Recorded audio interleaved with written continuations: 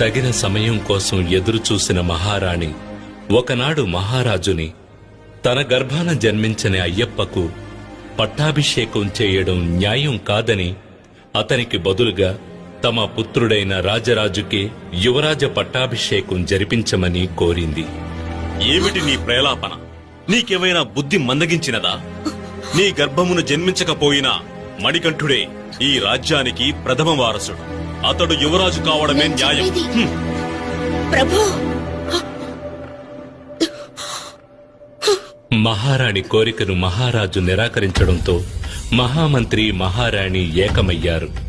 మణికంఠుని పట్టాభిషేకాన్ని అడ్డుకోవడానికి మహామంత్రి సలహా మేరకు ఒక ప్రమాదకరమైన పనిని అయ్యప్పకు అప్పగించాలని పథకం వేశారు.